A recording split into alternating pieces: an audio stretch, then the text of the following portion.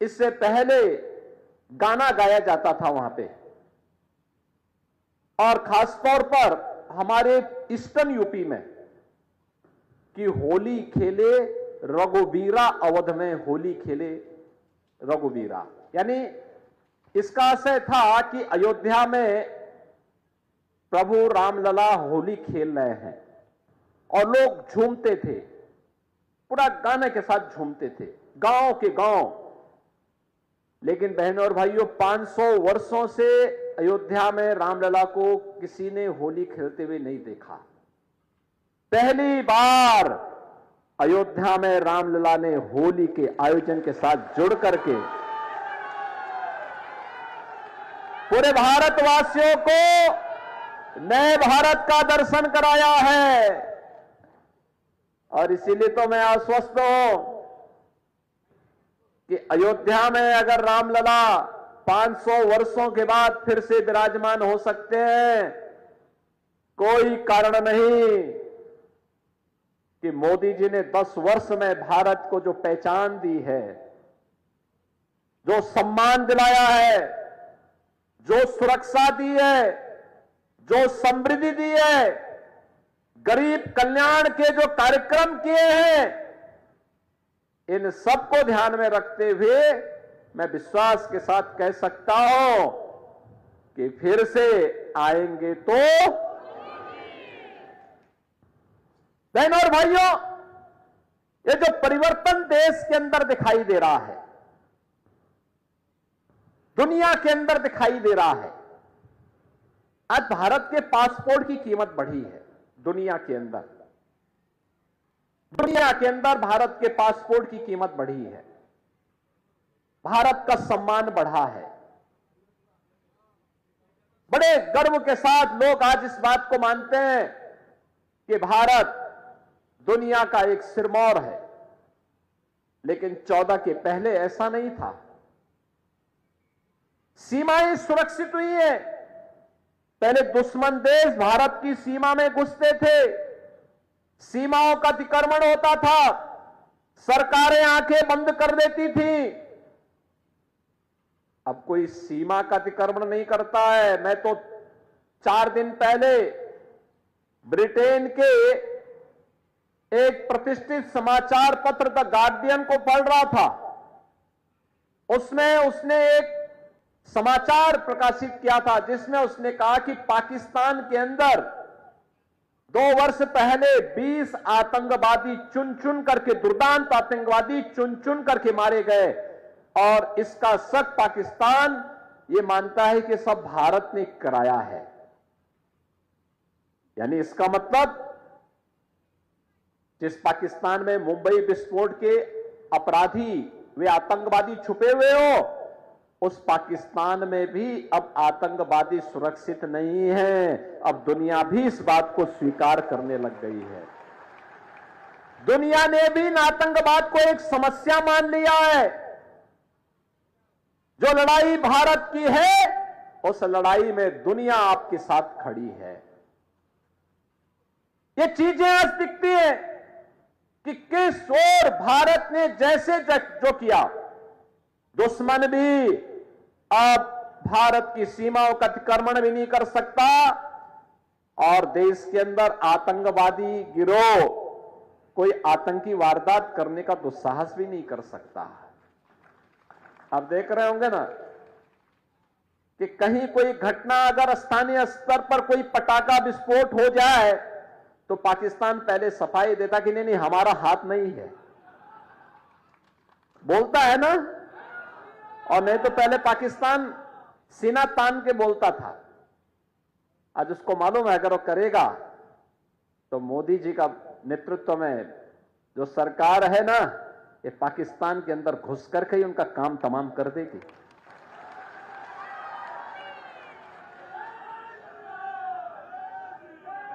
और भारत के अंदर आतंकवाद की जो सबसे बड़ी जड़ थी वो थी कश्मीर में धारा 370।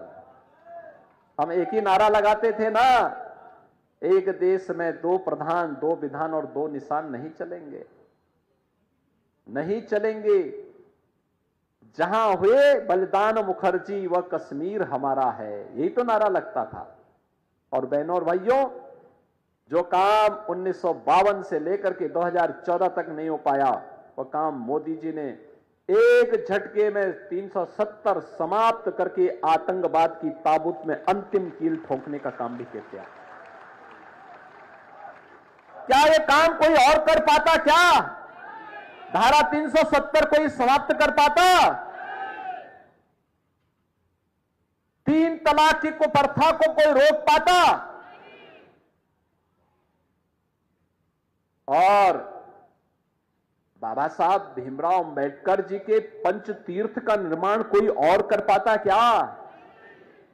ये सब काम तो मोदी जी ने किए हैं ना। और इंफ्रास्ट्रक्चर का अभी मैं सुन रहा था यहां के आमदार से कि रामदास जी ने यहां पे लॉजिस्टिक का एक बेहतरीन हब बनाया है। मैं भी आके देख रहा था। बहनों और भाइयों, ये काम भी मोदी जी के नेतृत्व में गडकरी जी ने और रामदास जी ने मिलकर के कितना बेहतरीन वो बनाया है। हजारों लोगों को नौकरी मिलेगी, ट्रांसपोर्ट को एक नया कार्य मिलेगा, यहां को एक पहचान मिलेगी, सिटी को एक पहचान मिलेगी, इंफ्रास्ट्रक्चर और बेहतर होगा। आज highway, railway, metro, IIT, IIM, AIIMS, IIIT, world class universities, 1 district 1 medical college, हर घर नल की योजना ये भी बन रही है। और गरीब कल्याण की तो कोई सानी ही नहीं। भारत के अंदर 80 करोड़ लोग फ्री में राशन की सुविधा का लाभ पिछले 4 वर्ष से प्राप्त कर रहे हैं और अगले 5 वर्ष तक प्राप्त करेंगे। दुनिया के अंदर कहीं नहीं है। 60 करोड़ लोगों को 5 लाख रुपए की आयुष्मान भारत की स्वास्थ्य बीमा का कवर मिल रहा है। दुनिया के अंदर कहीं नहीं है। 12 करोड़ अन्नदाता किसानों को प्रधानमंत्री किसान सम्मान निधि का लाभ मिल रहा है।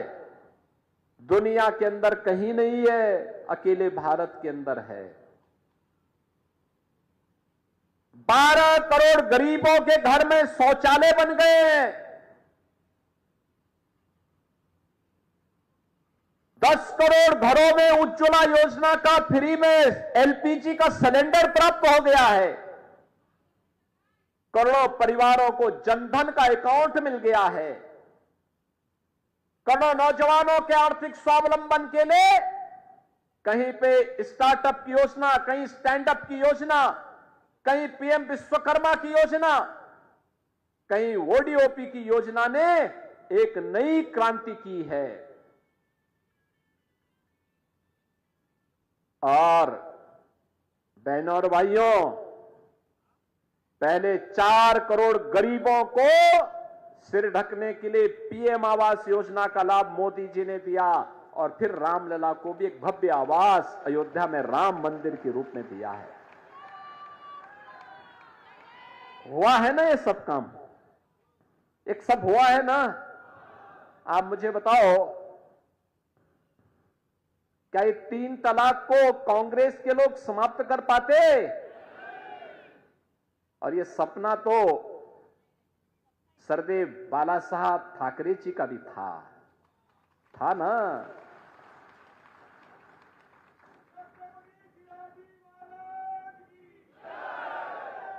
आखिर छत्रपति शिवाजी महाराज का हिंदवी स्वराज तो यही था ना जो आज देखने को मिल रहा है।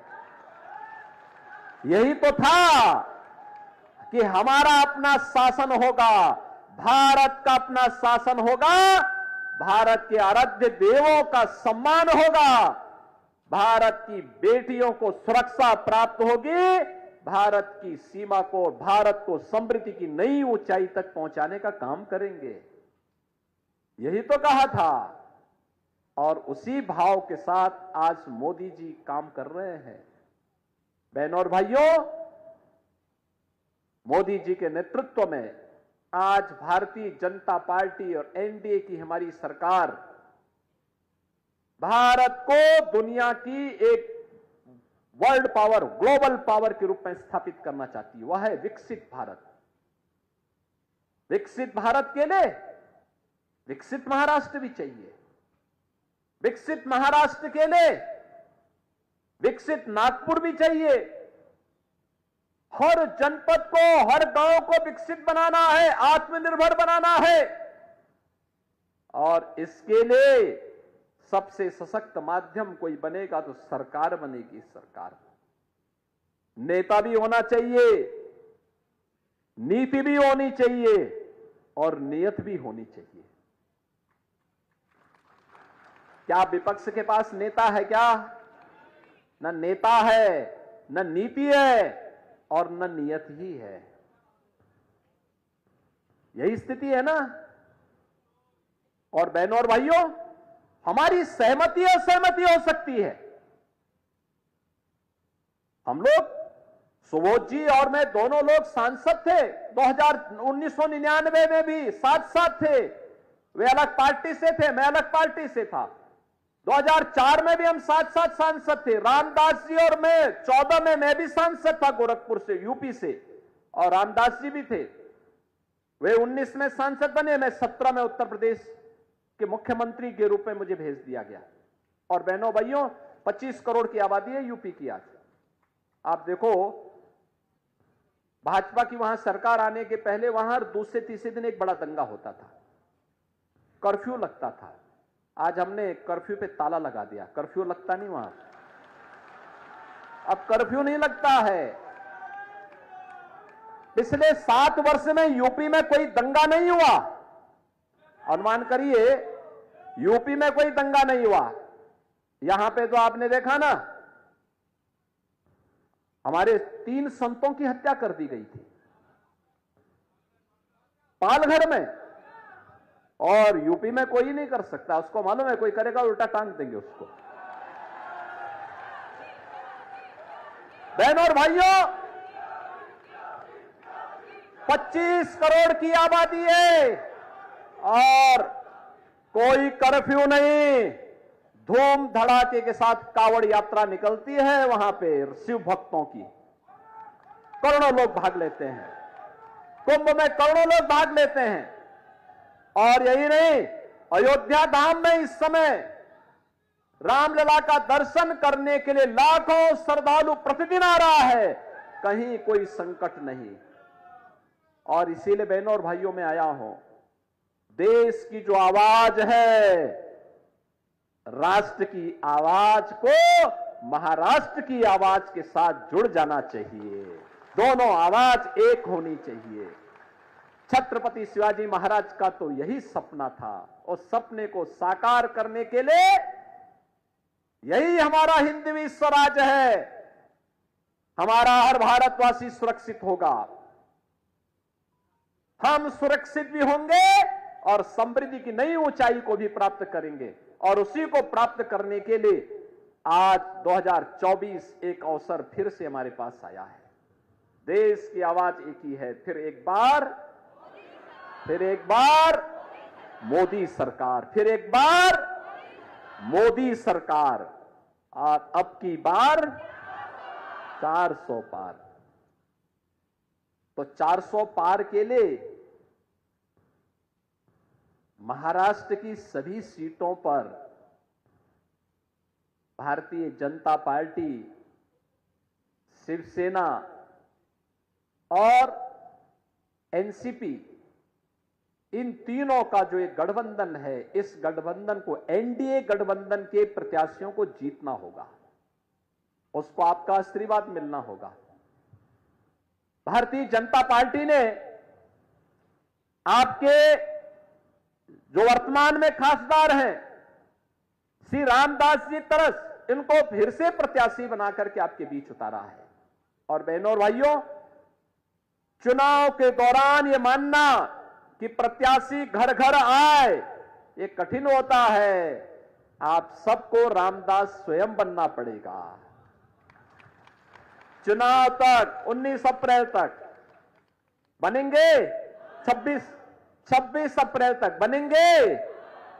तो बनना पड़ेगा। घर घर जाइए, एक एक वोट को भारतीय जनता पार्टी और सहयोगी दलों के साथ मिलकर के एनडीए के प्रत्याशी को विजयी बनाने के लिए आप सबको लगना पड़ेगा। और इसके लिए आज मैं आपके पास आया हूं, उत्तर प्रदेश से विशेष रूप से आया हूं। सभी लोग सहमत है ना? अच्छा मुझे बताओ, अयोध्या में रामलला के विराजमान होने के बाद अयोध्या कोई दर्शन करने के लिए गया? काफी बड़ी संख्या में गया, लेकिन बहनें नहीं गई हैं, आप लोग चले गए हैं। अब चुनाव के बाद उनको भी दर्शन करने के लिए लेके आ जाना। मुझे पहले से सूचना दे देना, वहां चिंता की कोई बात नहीं। उत्तर प्रदेश तो अब ऐसे लगता है जैसे प्रभु राम का त्रेता युग का प्रदेश फिर से आ गया हो। और ये काम केवल भाजपा कर सकती है बहनों और भाइयों।